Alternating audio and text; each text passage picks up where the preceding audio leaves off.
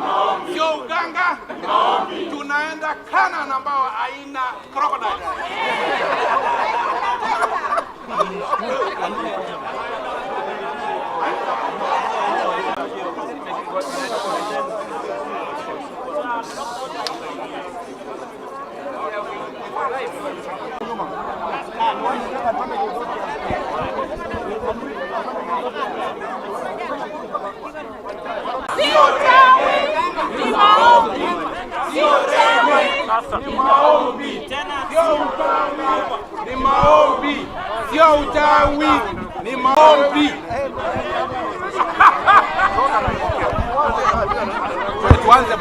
On behalf of all these MPs, and for avoidance of doubt, if Raila Odinga and ODM have two options, and one of them is William Ruto resigning, take it from me that William Ruto is not resigning because he is not anybody's appointee. Yes. He was elected on the ballot. Yes. Number two, it is a prerogative of the president to reshuffle cabinet. Yes. He can do it anytime. We don't have that power. He has a power. If he wants to bring Raila Odinga as chief minister, let him just go ahead instead of all these shenanigans. Yes. Finally, tuko tayari kwa uchaguzi. Tuko tayari serikali ivunjwe. Yes. Tuko tayari kwenda kwa debe. Yes. We enjoy 80% of the support of Kenyans. Yes. Wakimwaga ugali tunamwaga kitoweo. Yes.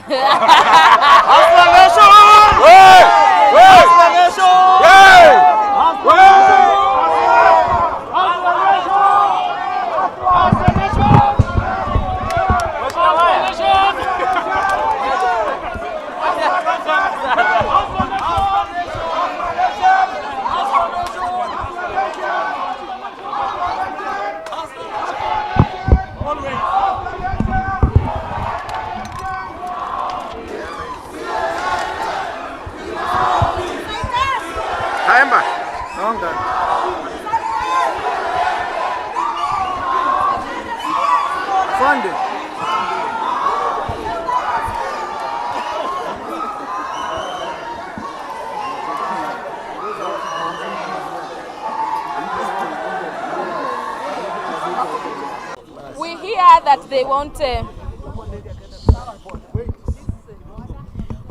that they want to bring an impeachment motion to impeach the deputy president. I want to tell them, or we want to tell them, bring it on, baby, bring it on. We are waiting. Let them bring the impeachment motion. And this issue of the DCI weaponizing corruption should stop. How comes up to date with the big headlines for the last 2 years, we've not seen anyone who's been prosecuted? How comes when they're talking about Kimorer, a road dam, and there was about 7 billion, there's 21 billion, there's someone who took 4 billion. How comes that there is no one who has been charged in court? So let's not politicize this war of corruption, and we stop profiling. We actually profiling people and trying to make some people from a certain region to look like they are corrupt and not the other. And that one should stop.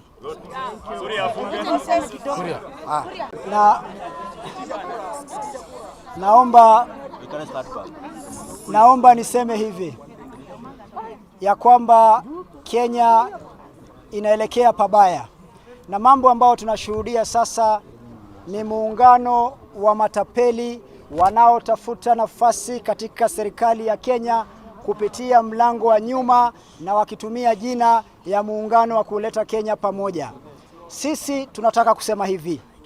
Moja, kuna baadhi ya wabunge wanaosema wanataka kumimpeach deputy president. Sisi tunasema kujeni kama sahihi. Msipoteze wakati, kwa sababu hatuwezi kuwa na muungano wa magavana wabakaji wa demokrasia, hatuwezi kuwa na muungano wa wauaji kule Migori, hatuwezi kuwa na muungano wa watu wanaopiga risasi katika klabu na kuua watu, kisha nyinyi mnajiona weupe na kuita wengine wezi. Kama William Ruto ni mwizi, Kenya ina asasi za usalama. Watumie hizo asasi na wamfungulie mashtaka. Lakini mambo ya kupayuka, wewe mwizi mkubwa unawaita wengine wezi, iishe. BBI imefeli. Aliyesema atasimamisha rege alisahau kutoa betri ya mwisho, kwa sababu BBI imefeli. BBI haizungumzii wakulima, BBI haizungumzii chakula kwa mtu wa kawaida, BBI haizungumzii miundo misingi, BBI haizungumzii haizungumzii afya bora, haizungumzii kazi kwa vijana ambao ni 70%. BBI haiunganishi watu, inaunganisha matajiri wanaotaka kupigania nafasi zao katika siku za usoni, na njia ya kipekee ni kuondoa wale wanaonekana kuwa kikwazo. Kwa hivyo sisi tunasema leteni, kujeni katika bunge, mulete hiyo impeach, na mimi hata napendekeza zaidi bunge ivunjwe, turudi sote mashinani tuombe.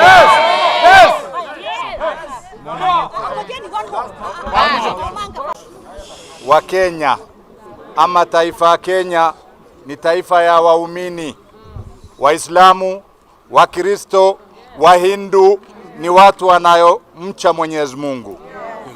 Kamwe Kenya haitokuwa taifa rege. Napenda kuwakumbusha tulikwenda uchaguzini miaka 2007. Uchaguzi ikafanyika kwa njia haki na huru. Kwa sababu mazoea yana tabu, wasopenda kukubali ushindi wamekataa. Kwayo basi wakachochea taifa Kenya, Wakenya wakachukua mapanga na kuuana mchana kweupe. Baada ya kuuana wakakuja mabepari kwa jina ya suluhu na maslaha, wakaamua kuleta nusu mkate. Babu alipofika kwa cheo, ameona nyuma yake kuna watu watamtatiza, kwa hivyo akaamua alete ICC. Kila anayehofu naye ni wa kwanza kushitakiwa. Baada ya yale kutofaulu, majuzi tumekwenda kwa uchaguzi. Sisi tumechagua rais, sisi tukachagua makamu wa rais, na yeye amekataa uchaguzi. Leo hii yeye na wanachama yake na chama chake cha kisiasa wana haki gani kutufunza sisi tulomchagua Uhuru na Ruto kuheshimu wao?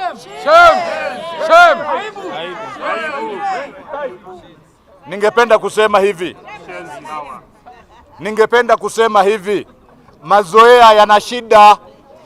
Wewe umeshindwa na Moi ukakataa kukubali, umeshindwa na Kibaki ukakataa kukubali, umeshindwa na Uhuru umekataa kukubali. Tunakualika kwa kinyang'anyiro na ya Ruto, tutakupiga 10-0.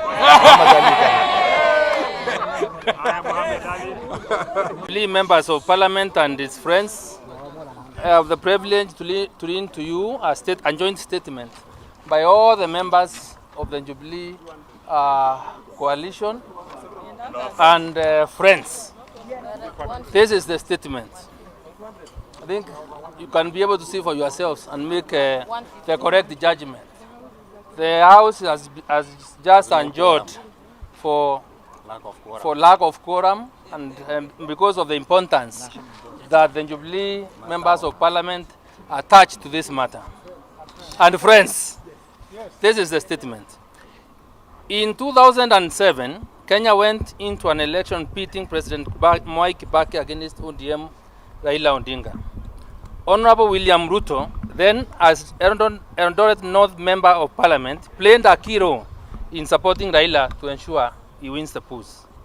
After the elections, Raila, in his usual habit, refused to concede defeat, and decision that plunged the country into mayhem that led to the loss of life, destruction of property, and the crumbling of the economy. By refusing to concede defeat, Raila held President Kibaki and Kibaki's government hostage, forcing the international community to intervene. And Raila, through intimidation and coercion, forced a handshake with President Kibaki. Once he achieved power, he quickly hatched a plan against perceived political leaders whom he felt would be a stumbling block in his plan to succeed President Kibaki. Through that plan, he fixed Honorable William Ruto, Honorable Uhuru Kenyatta at the ICC and sought to have them banned by the local courts in an effort to stop them from running for the presidency in the 2013 elections. What was then an evil scheme brought Uhuru Ruto together as they teamed up not to win the presidency, but to unite the country. The people of Kenya saw, through Raila's evil schemes, and not only joined Uhuru in their unity efforts, but also voted them into the presidency. What followed was accusations and counter-accusations urged by ODM, including accusing President Uhuru Kenyatta of not only stealing money, but also facilitating theft through his family members. DP Ruto, as Uhuru's principal assistant, stood firm behind the president and not only ensured they were re-elected in 2017, but also kept the country united. The gospel from ODM and his sidekicks then was to separate Uhuru by running propaganda that President Kenyatta would betray his deputy after the 2017 elections.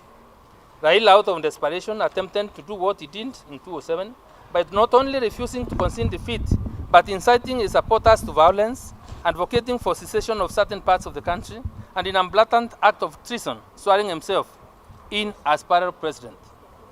In an act of great statesmanship and in an effort to hold the country together, President Uhuru Kenyatta extended a hand of friendship to Raila. Sadly, Raila Odinga, in his classical style and manner, has converted the handshake into a tool of political deceit and conmanship. The statement issued earlier by ODM and his surrogates is a vintage Raila Odinga, a master of violence, division, and deceit. We would therefore want to respond to him as follows. Raila Odinga's objective in the BBI process has nothing to do with uniting the country of Kenya. It has everything to do with his insatiable appetite for power that has been evident since the 1982 coup. Yes. Raila is replaying the same script that he used on President Moi, President Kibaki, and now President Uhuru Kenyatta. He did, the leopard does not change its spots, and even with whitewash, beneath it all, you will still find its true spots. BBI process has been fraudulently hijacked by Raila, who has been doing rounds in the country using it to insult the deputy president. By hiding behind the president, Odinga has usurped the clarity, authority, and the credibility of the president's vision and recalibrated it to achieve his personal ambitions. In becoming the most visible actor in BBI, Odinga has escalated his personal wants into the national agenda, hijacked national institutions to serve opposition and Odinga's purposes, and threatened the legitimacy of the BBI altogether. I would ask my good friend Malulu Njendi to continue printing a statement. BBI is not an ODM platform to wage partisan war using state budget. It is now a bureau to facilitate Odinga's vendetta against the deputy president and make it seem to be an explicit government agenda. The BBI is now used to rubber stamp divisive, hateful, dangerous political actions on the pretext of conducting lawful state programs. We have seen Raila through his party members at Serena pontificate about how we should respect the president. Really? Did they just say we should be loyal and respect the president? The president has not complained about his deputy. Neither has sent anyone to do on his behalf. ODM cannot lecture us on loyalty and respect for Uhuru Kenyatta. If loyalty is being used to measure loyalty to Uhuru Kenyatta, then the measuring tool itself is the deputy president.